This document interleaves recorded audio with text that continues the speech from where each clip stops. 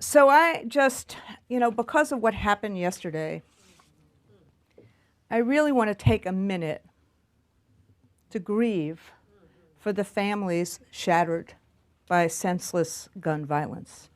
So join me for a moment of silence for the lives lost at the Covenant School in Nashville and for all victims of gun violence.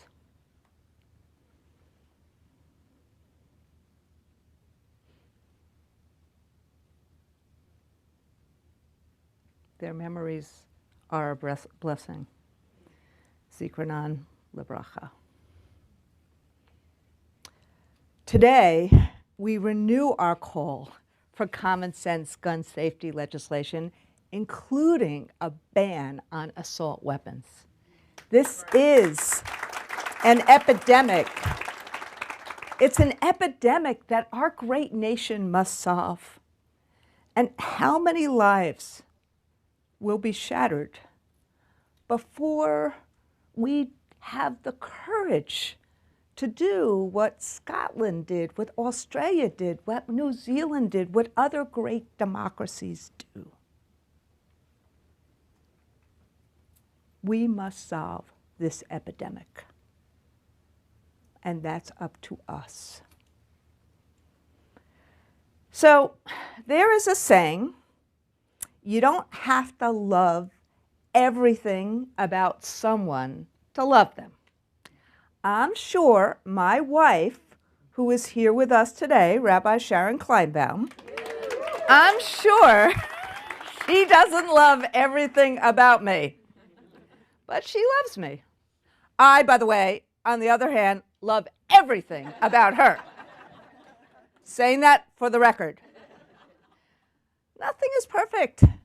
Banks aren't, as we've seen in the last few weeks. Congress isn't. And neither are our public schools, not even our most well-resourced and highest performing schools. And those of us involved in public schools, we work hard to strengthen them to be the best they can be. But only public schools have as their mission providing opportunity for all students. And by virtually any measure, conversations, polls, studies, elections, parents and the public overwhelmingly like public schools, value them, need them, support them, and countless Americans love them. Public schools are more than physical structures. They are the manifestation of our civic values and ideals. You just heard Tamara talk about that, talk about the class we had. The ideal that education is so important for individuals and for society, that a free education must be available to all, that all young people should have opportunities to prepare for life, for college, for career, for citizenship, that in a pluralistic society such as the United States, people with different beliefs and backgrounds must learn to bridge differences. And that, as the founders believed, an educated citizenry is essential to protect our democracy from demagogues. Thomas Edison, he probably argued it too, but Thomas Jefferson argued that general education was necessary to enable every man to judge for himself what will secure or endanger his freedom. Franklin Roosevelt said, the real safeguard of democracy is education.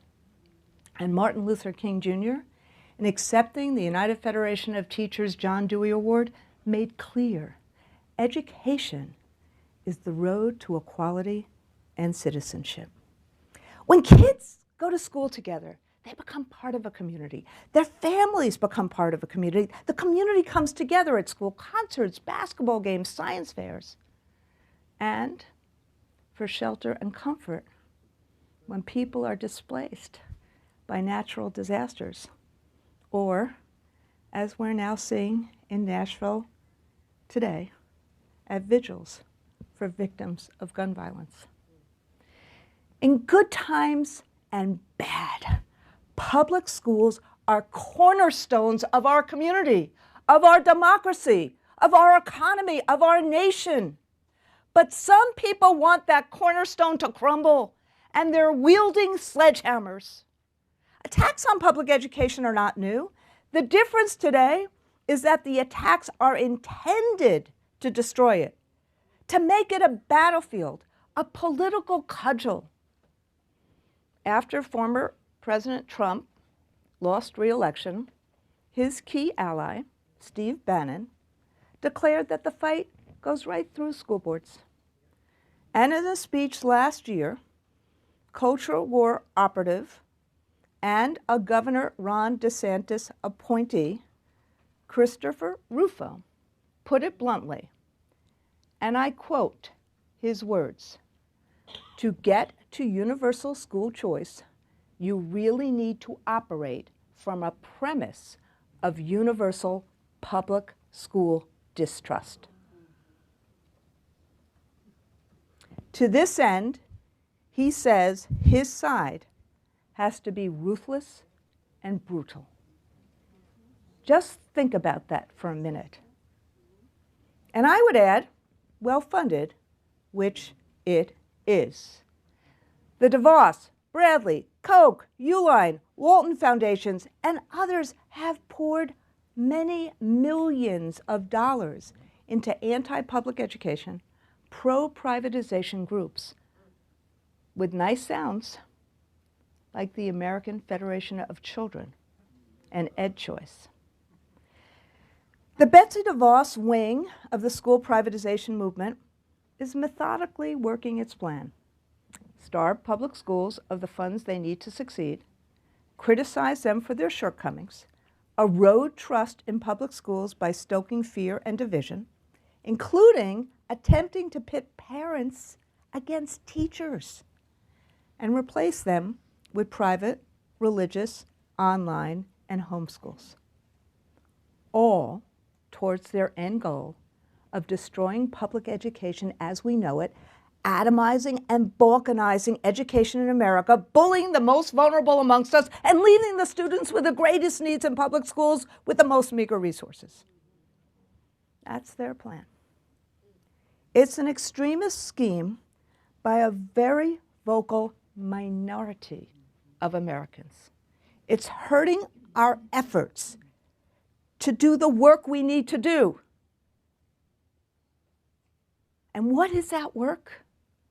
To educate the nearly 50 million kids who attend America's public schools, and the urgent work of helping kids recover from learning loss, from sadness, from depression, and from the other effects of the pandemic.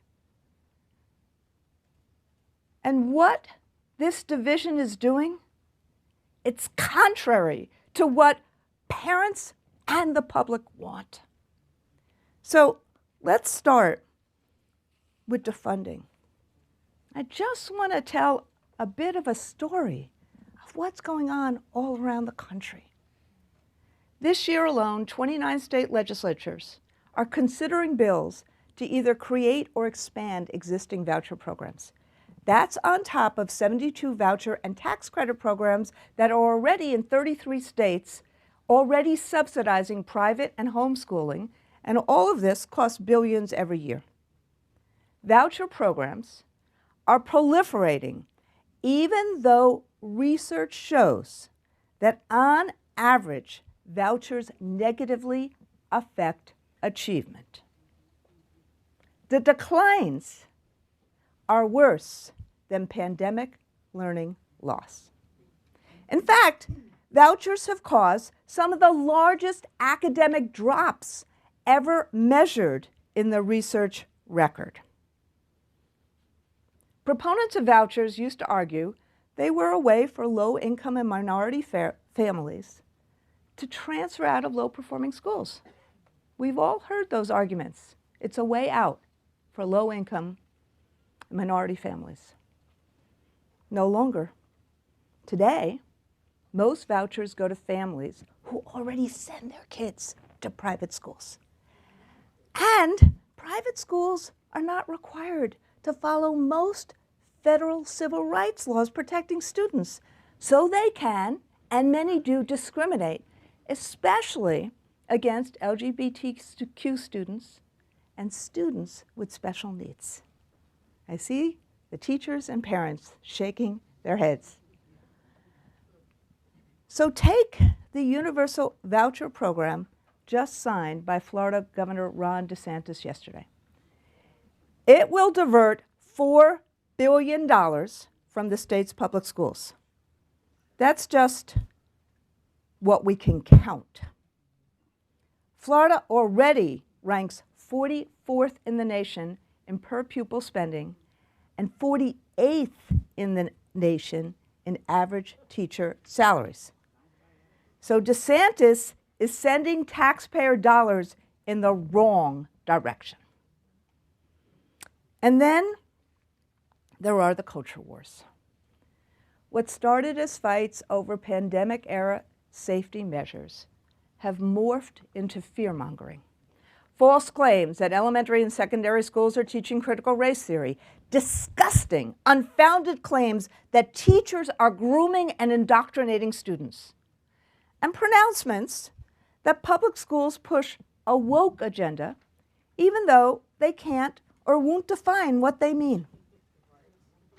Banning books and bullying vulnerable children. School board meetings descending into screaming matches. This is an organized and dangerous effort to undermine public schools. Over the last 3 years, legislators in 45 states proposed hundreds of laws placing public schools at the center of the culture wars. Laws seeking to ban books from school libraries, even books about, let's see, Ruby Bridges, this book, Anne Frank, this book, Roberto Clemente, this book, these books. Laws restricting what teachers can teach and students can learn, particularly about race and gender, LGBT issues, current events, American history. Tomorrow, I don't think I could actually teach most of what we taught you in the 90s in Florida right now. And laws attacking everything about transgender kids. Students and staff should feel welcome, safe, and respected in school. But the culture wars are fueling hostility and fear. A torrent of legislation targeting even the mention of controversial topics and sensitive material, sweeping and open-ended restrictions on what can be taught, has teachers teaching on eggshells. In Florida, their Department of Education, not the Federal Department of Education, and I'm so glad that one of the deputy secretaries is here with us today, Cindy Martin.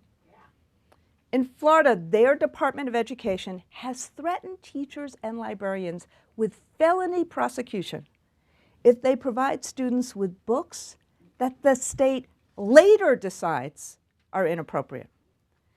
If Florida lawmakers have their way, colleges will no longer have diversity, equity, or inclusion policies, or tenure, or academic freedom, and AP courses and the mere utterance of LGBTQ will be banned in all K-12 schools.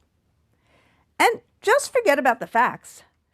Many laws and pending bills allow any individual to sue schools and teachers for perceived violations. The intent and the effect are to create a climate of fear and intimidation, and that is what they are doing. This takes a toll on the quality of education teachers can provide our students and on the trust and the connection that are so important. Shouldn't teachers be able to answer the question of kids who are withdrawn or in distress? How do we not deal with that? And don't we want students to learn both our nation's achievements, the things that make us proud, as well as the failings that make us strive to do better? That's America. And frankly, that's an educator's job. Teachers should have the freedom to teach, and students should have the freedom to learn. These same governors who are pushing voucher and culture wars are also trying to defund and weaken teacher unions so educators don't have the wherewithal to fight back against censorship, attacks on their academic freedom, threats to their livelihoods, and potential criminal prosecution. These attacks aren't about protecting kids. If they were, these same governors would be working with us to address learning loss and the youth mental health crisis. They'd be working with us to take on social media companies for contributing to that crisis.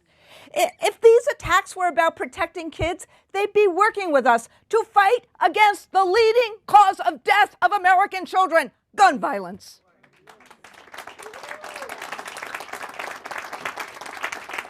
If they were about protecting kids, instead of putting LGBTQ youth at risk and banning books about Black people and by Black authors, these governors would give a damn about kids' safety and the well-being of kids, including the youth suicide crisis. 45% of LGBTQ youth seriously considered suicide last year, and the suicide rate amongst Black youth of all sexual orientations have been increasing as well. It's literally a matter of life and death. These attacks on public education make it increasingly difficult to create the welcoming, safe environment that our students need and deserve. It's a fraught time in our country. The effects of COVID, the climate of conflict, drug abuse, gun violence, economic insecurity, the youth mental health crisis, they've all taken a heavy toll. Hate crimes have surged against many Americans, Asian, Black, Latino, Jewish, and Muslim Americans. And school staff also report a rise in bullying, verbal altercations, and physical violence, both amongst students and that behavior directed at them as well.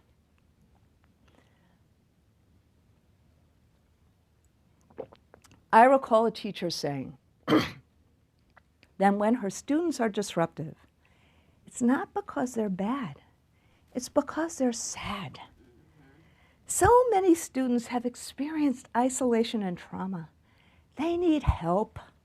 But there weren't enough mental health specialists before the pandemic, and they're in critically short supply right now. And this persistent demonization and disrespect of teachers, from the screaming matches at school board meetings to a former Secretary of State saying teachers teach filth, have contributed to a culture of disrespect that seeps into our schools. So, not surprising, I just got a report from Florida. In Flagler County, a 17-year-old student with special needs pushed a para so hard that she went airborne and was knocked unconscious. A teacher in Osceola County was monitoring students in the hallway when she got sucker punched. There are other stories like this. But the educators who were all hurt, this is what they cited: a lack of staff in schools and a lack of mental health supports as the main reasons leading up to these attacks. But think about it. This crisis will only get worse as Governor DeSantis' universal voucher bill kicks in. Think about this. What will the loss of $4 billion do to safety in Florida's public schools? What will that do to the quality of academics, to the condition of school buildings, to teacher pay, to staff shortages? We all know the answer to that. Even before the pandemic, there were steep declines in teacher satisfaction. The percentage of teachers who were very satisfied fell from 62% in 2008 to 12% in 2022. The stresses of the COVID era, plus the culture wars, attacks on teachers, inadequate pay, poor teaching and learning conditions, and the threat of school shootings, this has made the last few years the toughest in modern times for educators. I often say educators MacGyver better than MacGyver, but at one point or another, enough is enough. Despite it all, teachers have thrown themselves into the mission of helping students recover academically, socially, and emotionally. You heard Tamara. I witness these acts of teaching, of nation building every day. Yet, according to our critics, we're responsible for all the woes of society. Even before the pandemic, and we don't have perfect numbers on this because teaching and education is state-based and locally based. But even before the pandemic, nearly 300,000 teachers were leaving the profession each year. Now, based upon our estimates and others' estimates, it's closer to 400,000. And the teacher pipeline has collapsed as well, as college students and career changers choose not to go into education. Think about those polls of parents who say they love their kids' teachers, but they never want their kids' teachers, they never want their kids to become teachers. They love their kids' teachers, but never want their kids to become teachers. So how are we going to recruit and retain the staff that our schools need in this climate? Our teaching profession is really in crisis.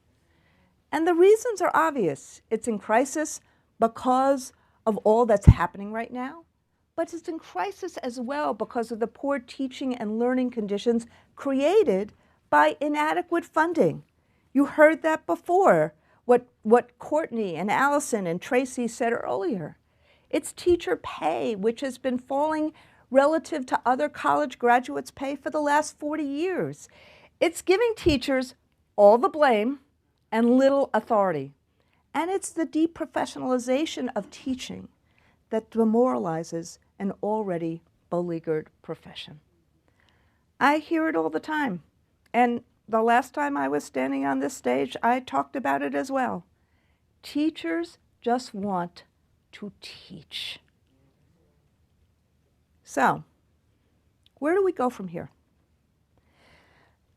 The American Rescue Plan and the programs it spawned, particularly the tutoring programs, have really helped.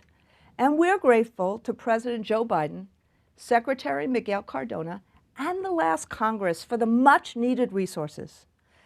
And of course, we will continue to fight this defunding of public schools and this dividing of our communities. But we also must do a better job to address the learning loss and the disconnection we are seeing in our young people. And we can.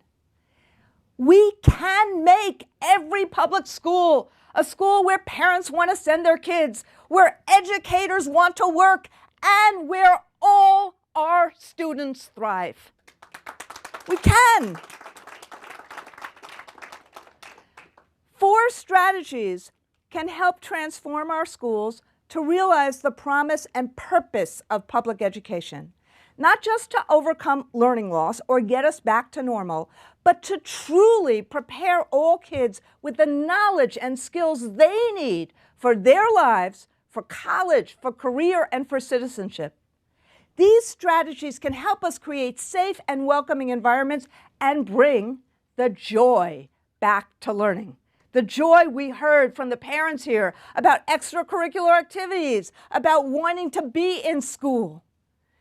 And in tandem, these 4 strategies have a catalytic effect, a transformative effect. I've seen it. I've watched it. But we need to do these strategies at scale for every child and every school. These 4 strategies are expanding community schools, scaling experiential learning, addressing staff shortages, and deepening the partnership between families and educators. If you remember one thing I say today, that's it. Those 4 strategies taken together. So first and foremost, we need to make sure our kids are okay. That's why we need community schools, which wrap services around schools. They're hubs for neighborhoods. They combine academics and extended learning opportunities. They combine family and community events, and they have an infusion of medical, mental health, and other social services. They're the best system I know to connect students and families to the support that families and students need to learn, to live, and to thrive. A recent University of Calgary study found that youth suicide attempts increased 22% during the pandemic. According to the CDC, nearly 1 in 3 teen girls seriously considered suicide in 2021, up nearly 60% from a decade ago. More than 42% of high school students reported persistent feelings of sadness and hopelessness. I raise all this because that's the reality that all of us and parents and families are dealing with. So what helps? The Calgary report found, and I quote, that school connectiveness, defined as feeling close to people at school, has a long-lasting protected impact for adolescents well into adulthood. Our schools must be equipped to support and connect with students. And there's no better model than that, the community schools. And then there's another tragic reality in the United States. Half the students in America's public schools live in poverty. Community schools help here as well by mitigating the effects of poverty by providing essential services right where students are and families can be. Our kids' physical and emotional needs are met, they're ready to learn, and teachers can focus on what a concept, their primary role, which is to teach. So a few weeks ago, I went back to Wolf Street Academy, a community school in Baltimore, to see how they were doing. 96% of the students there qualify for free or reduced price lunch. And since converting to a community school nearly 20 years ago, Wolf has gone from the 77th most successful elementary school in Baltimore, that's out of 80, up to the 2nd most successful.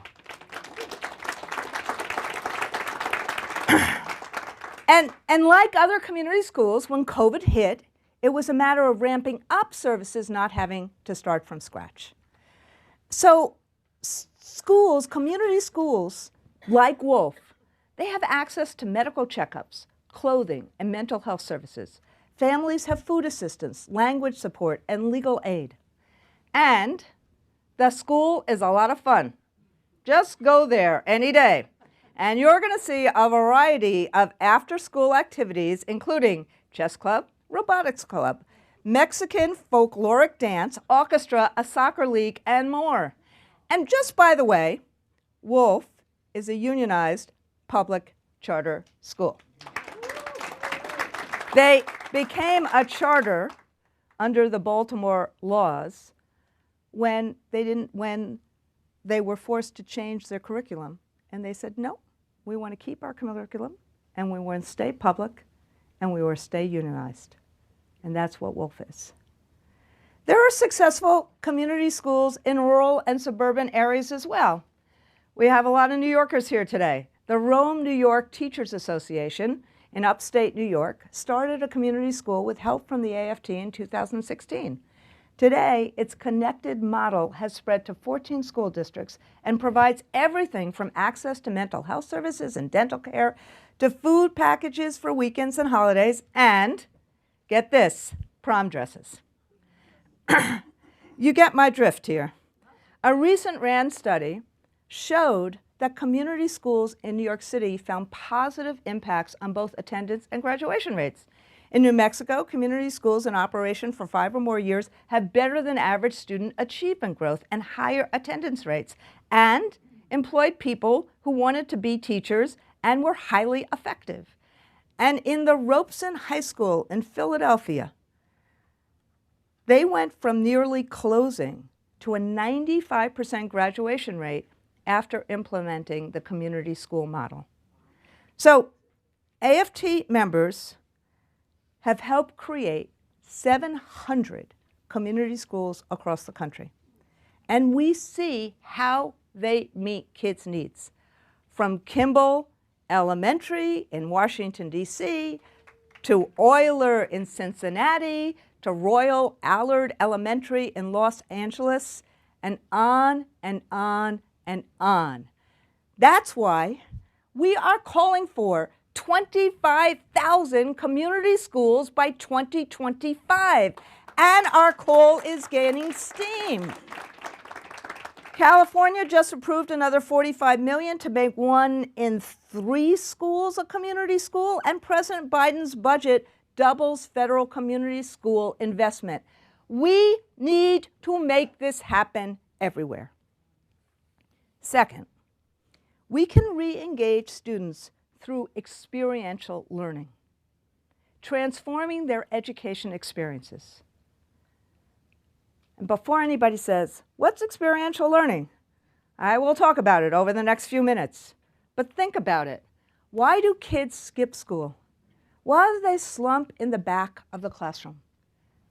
Many feel unsafe or unseen, or just uninterested.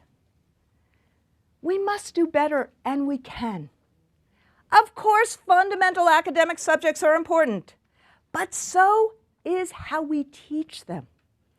What experiential learning does is it engages students through problem solving and critical thinking and teamwork and learning by doing. We need to help kids engage with the world, with ideas and with each other, not just with their devices. Experiential learning embeds the things that make kids want to be in school, the excitement of learning that is deeply engaging, the joy of being together, especially after the isolation of the last few years, the camaraderie and responsibility of working on a team.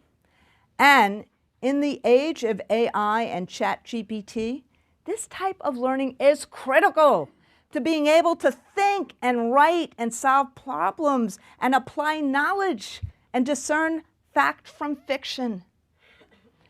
Experiential learning can be applied to any content area, from math to computer science to social studies. It often weaves together subjects in a powerful interdisciplinary instruction.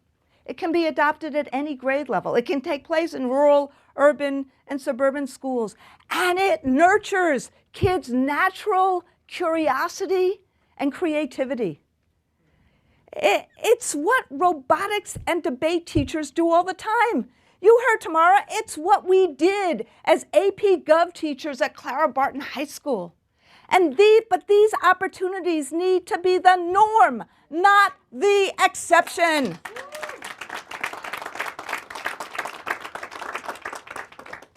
This type of learning makes clear just how outmoded the standardized test-based accountability system is. Of course, the country needs data and how our kids are doing. But if we're talking about student success, research shows that classroom grades, not tests, are the best predictor of that. And experiential learning takes the classroom to a new level. Experiential learning is assessed by teachers in their classrooms, and it focuses on mastery of a skill. It can include capstone projects that allow students to research a topic they're passionate about and present it to their teachers and their peers. It can include nature-based pre-K, where youngsters learn by exploring natural surroundings while building social skills with other kids. It can include students working together to code and build a robotics project, service learning projects to support community members, summer learning on a farm caring for crops or animals, reporting for and producing a neighborhood newsletter. It can start with field trips during and after school. I talk about all of that first because a lot of people know experiential learning as CTE. But experiential learning needs to be broader than career tech ed, as we also need to expand career and tech ed. It's been traditionally embedded in career and tech ed programs where students use their minds and hands to learn everything from auto repair to nursing, IT, graphic design, welding, culinary skills. And CTE students learn skills that give them a head start when they go to college or start their careers. So my question is, shouldn't every student have this opportunity? And it's also a proven strategy. 94% of young people who concentrate in CTE graduate from high school, and 72% of them go to college. Talk to any employer about the skills and knowledge they look for in a successful employee, be it a plumber, a nurse, or a lawyer, and you're bound to hear similarities. Employees who are creative, self-starters, critical thinkers, problem solvers, have empathy, and can build relationships. This type of learning provides every student with more options to develop those skills and to find their passion, their purpose, and their pathway to their lives and to good-paying jobs and fulfilling careers. Let me just give you an example of carpentry. Carpentry students use math when they're figuring out the right cuts and how the pieces will all fit together. They're using their hands and their minds to construct something. They're acquiring literacy, technology, and writing skills in developing business plans or creating a website. They're building self-confidence and public speaking skills when they're explaining their plans and working with customers or peers. And you just talk to a carpentry student. They have a sense of pride in the finished product. But when the product and project doesn't turn out as expected, they have to problem solve it. They have to figure out what went wrong and try a new approach. Let's bring all these skills together. On Governor's Island in New York City, students attending the Harbor School pursue industry certifications in specialties like marine science and oceanography. In Louisiana, the Teaching and Reaching Initiative is a two-year dual enrollment program that gives high school juniors and seniors the opportunity to earn credits and get a head start in education.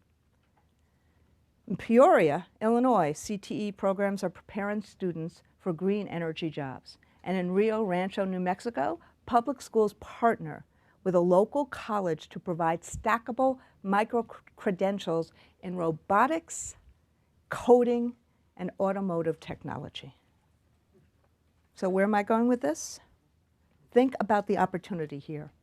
President Biden's remaking of the economy through the CHIPS and Science Act, the bipartisan infrastructure bill, the climate provisions of the Inflation Reduction Act, those things are going to create millions of new paying and high paying jobs in renewable energy, broadband, semiconductors, construction, cybersecurity, transportation, small business, entrepreneurship, and so much more. Did I get them all right, Liz? Liz Schuler, the president of the AFL-CIO, is here with us as well. Think about this. Then there's healthcare and education, which have huge staffing crises right now. There are so many incredible opportunities for our young people in the job markets of today and tomorrow. They need to be ready to seize them. This new economic vision requires a new workforce vision. We need to be dynamic about both the economic vision, which President Biden has created, and a workforce vision that goes along with that. We're all in, as you can tell, but this requires more than educators. And doing it at scale requires new approaches. We need to start in high school, if not before. We need employers to partner with us, giving students internships and apprenticeships, including paid opportunities, so students who need to work can afford to participate. It's why the AFT donated stipends for high school kids in Newark, New Jersey's Red Hawks Rising Teacher Pathway Program. We learned that. And teachers, they need experiential learning too, and more externship opportunities in industry. So the potential for all of this is within our grasp, but we all need to do better on the alignment of people, preparation, and professions. And it means all of us making changes. I just introduced and said that Liz Schuler is here. the president of the AFL-CIO. We're working closely with the AFL-CIO on this. But we're also working with Commerce Secretary Gina Raimondo, Education Secretary Miguel Cardona, Acting Labor Secretary Julie Su, and the Bloomberg Philanthropies on this work. And we're also reaching out to business groups, large and small, as experiential learning can take place in the private sector, the public sector, and not-for-profits. But this formula of starting by high school, identifying school-to-career pathways, including community colleges, partnering with employers, and ensuring that opportunities can be paid, this can be replicated everywhere.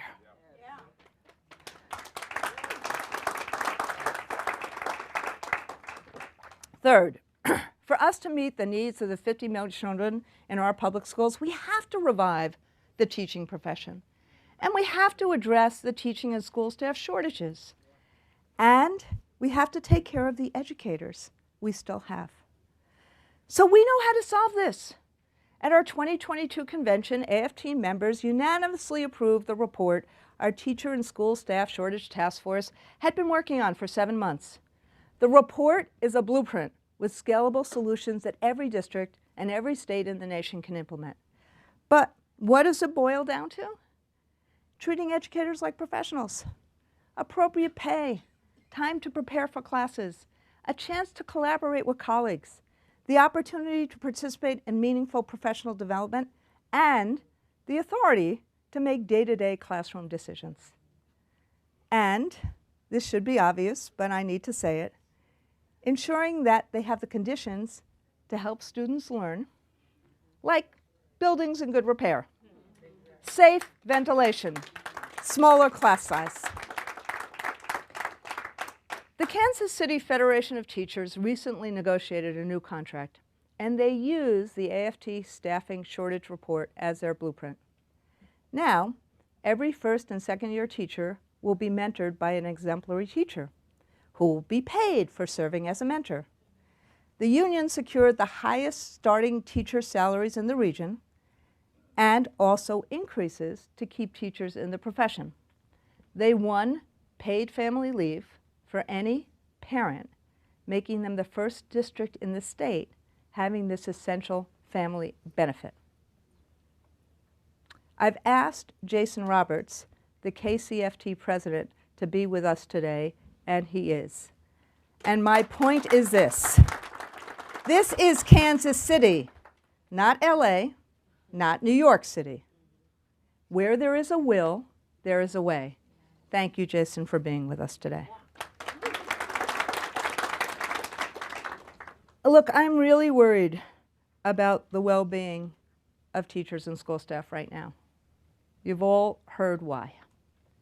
And we're working with groups like Educators Thriving on strategies that address well-being. Their program has helped teachers reduce emotional exhaustion, which is a leading indicator of burnout. And as a union, we're providing a trauma benefit to all of our members and have worked hard to reduce student debt and make the bipartisan public service loan forgiveness program work. That program has been life-changing for those who qualify. But I'm asking politicians to do their part as well. So this is a word to politicians. Rather than using educators as cannon fire and cannon fodder, why don't you work with us? Look at what New Mexican Governor Michelle Lujan Grisham did. She enacted a $10,000 raise for teachers in that state. And what Michigan Governor Gretchen Whitmer did, who signed a bipartisan budget that will make the highest state investment in Michigan's history, investing in school infrastructure, teacher recruitment, school safety, and mental health resources. And then there's Senator Bernie Sanders and Florida Representative Frederica Wilson, whose bills would raise teacher salaries. And then there's New York Representative Jamal Bowman, who has just introduced a bill to reduce federally mandated standardized tests so there's more time for teaching. Don't use us as cannon fire. work with us. Fourth, the pandemic proved what we always knew. In-person learning is essential for kids, and public schools are centers of their communities. It's beyond obvious that the school-family connection, the parent-teacher connection, are vital to children's success. But as others are trying to drive a wedge in that connection, we need to deepen it.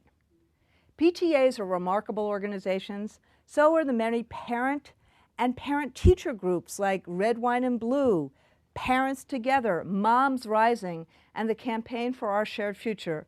And several representatives of those groups are with us today. And we're honored to work with them and to work with others. But we know, as a union, we need to create this muscle of working together everywhere. And that's why the AFT created the powerful Partnership Institute, which supports family and community engagement. And in our inaugural year, the Institute has given out 27 grants to AFT locals across the country. Montana is engaging thousands of public education supporting families and educators across the state.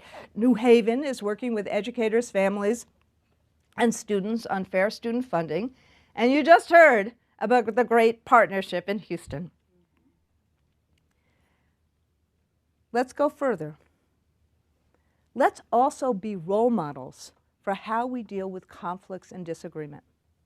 During the pandemic, we met on Zoom with parent groups that often disagreed with us on COVID safety measures and school closures. We even had a town hall with them. We heard each other out. We talked things through. We need more of that in America. And 2 years ago, the AFT increased our legal defense fund so we could help if a member was put in jeopardy for teaching honest history or answering a student's question. But in too many places, there are no unions, no education associations, no parent groups. People feel alone. They feel isolated. Teachers, parents, children. So that's why, in conjunction with the Campaign for Our Shared Future, we're launching a new Freedom to Teach and Learn hotline. It's for teachers, parents, and students to use if they need it.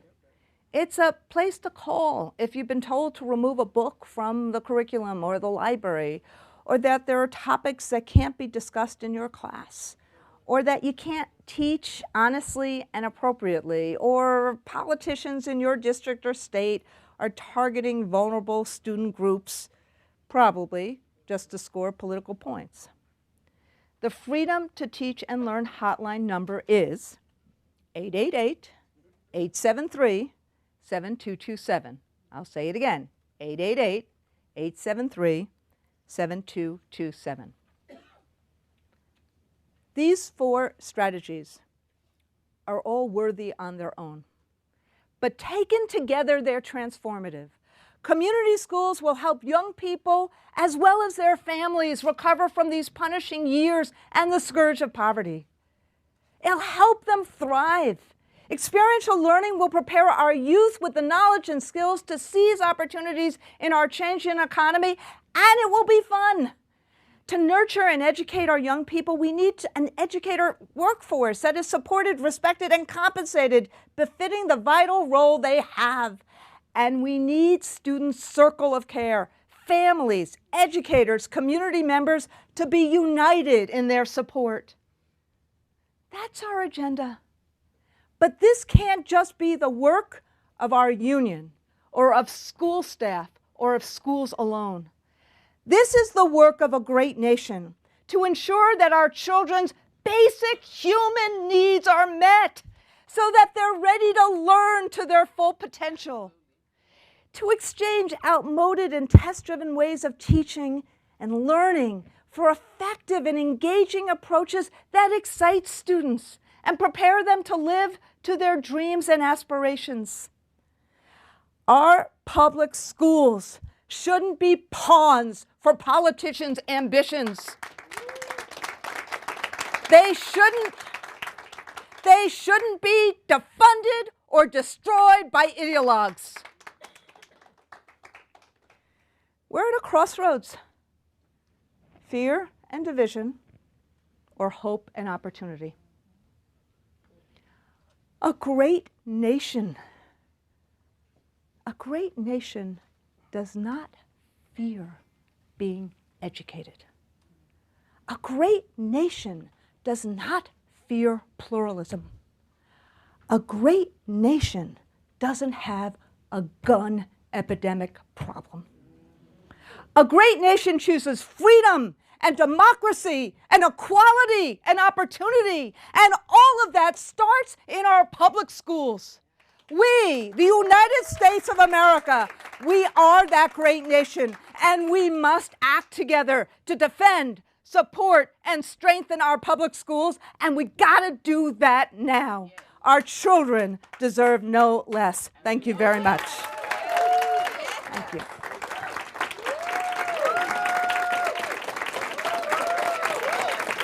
Thank you. Thank you.